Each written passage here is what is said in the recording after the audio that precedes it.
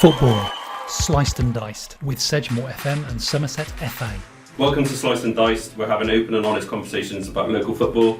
I'm Dan from Bridgwater United Community Sports Trust. This is Neil Fellows from Sedgemoor FM and Paul Coltman, marketing consultant with Somerset FA. Cool. Before we get into everything Community Trust, let me just very quickly say, if you're a fan of a club, if you're based in Somerset or you're a player or a club official and you're any way involved in local football, then you want to subscribe to this channel so that you can get all of the latest information that's going on across Somerset with football. On this channel you'll also get local interest stories as well as the occasional music video or local video of interest. So in this episode we're going to be looking at the Community Trust. So welcome, Dan. Thank you. Thanks for having me. Tell us, what's the Community Trust all about? Yeah, so basically we're the community arm of Bridgwater United Football Club. So we take Bridgwater United Football Club outside of Fairfax Park, the football ground, and go into the local community and deliver football multi-sport sessions for all ages, all genders, everybody.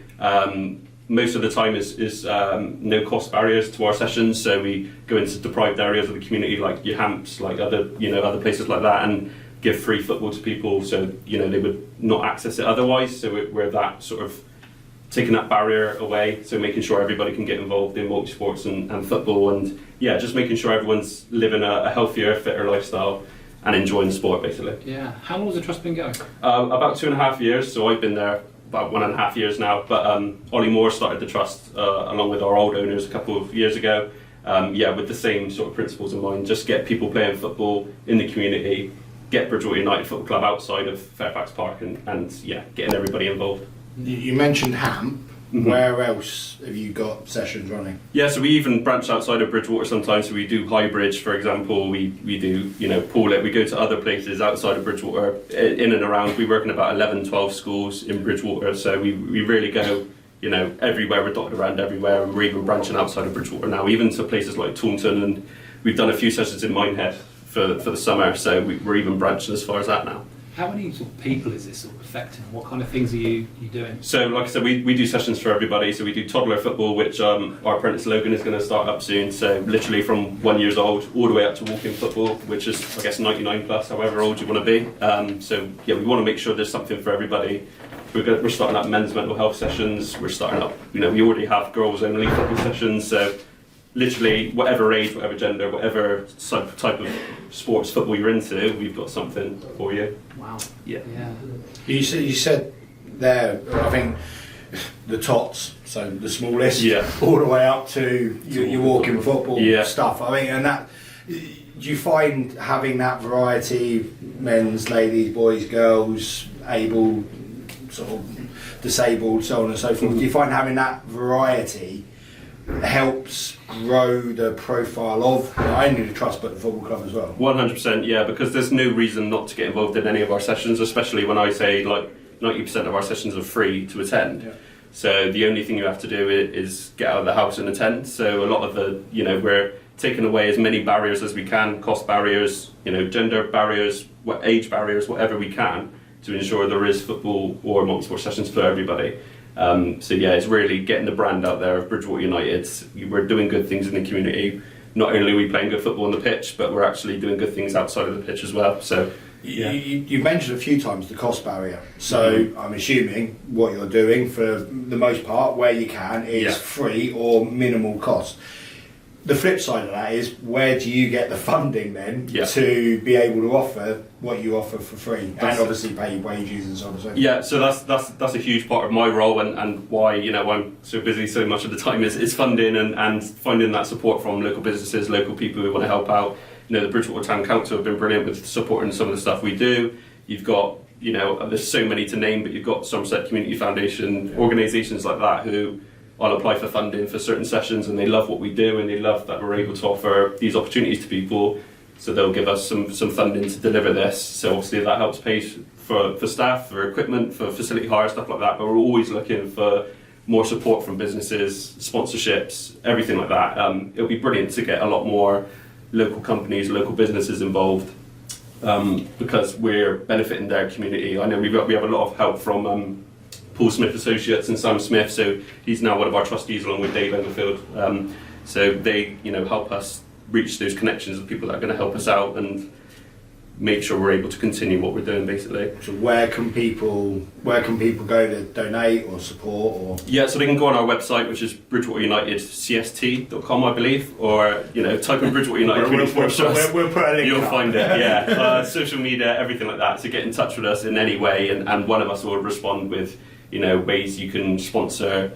You can sponsor a coach, you can sponsor, a session, for example. If you're really passionate about a certain area of the community that we're working in, you can say, look, I'm going to give this funding, and you carry on the sessions.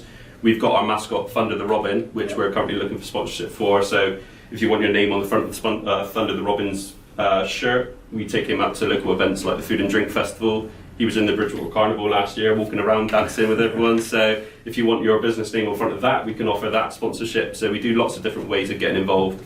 We're talking about young people and getting young people involved, and overall you've had more than 3,000 participants in 2.5 years, which is fantastic. Mm-hmm. But I know when the trust started, there was some talk about really helping young people, and the reason to help young people was to actually maybe help them do something positive before maybe they got into drugs or violence and things like that. Yeah. Have we seen, since the time you've been involved with the trust, have you seen the impact that it's having? Is it having that kind of effect? Yeah, so my colleague Tom does brilliant work in local schools. So a lot of his role is, we call it our United Schools Partnership, which is where we work with schools, students who are struggling with low attainment, low attendance, not enjoying the school programme, either excluded, on the brink of exclusion.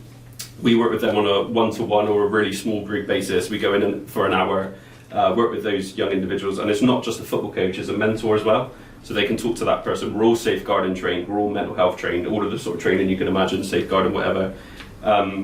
So we can talk to that young individual about what they want to do when they're older, what they're feeling, how can we help. So it isn't just football we do. A lot of the stigma around us is we're football coaches, and we go out, no, that's a very minimal thing of what we do now.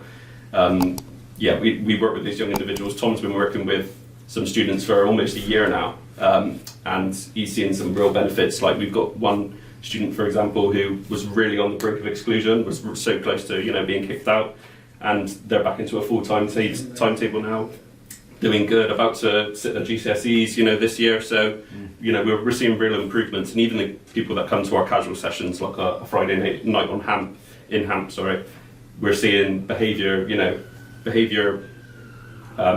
improvements with them, because we're giving them respect and giving them free football and something they want to be a part of, so they want to give respect back to us, and they realise that respect is like a two-way construct. So we're seeing a lot of improvements from a lot of people we're working with.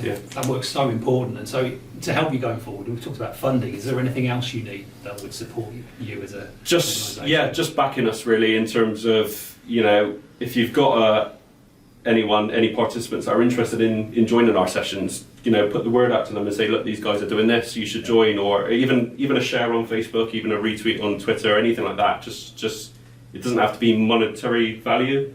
It can be support us by, girls come to our Wildcat sessions or come to our walking football sessions, try it out and support us that way, because the more participants we get, the more people we get involved, the easier it is to get funded, the more we can do. We can expand our team, we can do this. So we have so many plans we want to do. Me in particular, there's so many sessions that I'd love to do, but funding is so hard to get right now. The cost of living crisis, everybody's struggling. Once we improve, once we get more participants, more coaches, everything like that, we can really, test the boundaries of how far we can go. Brilliant. Thank you for coming in and joining us. Thank you. If you've enjoyed this episode, please subscribe to the channel. And if you want to get extra content and support the channel, then check out the Patreon link in the description.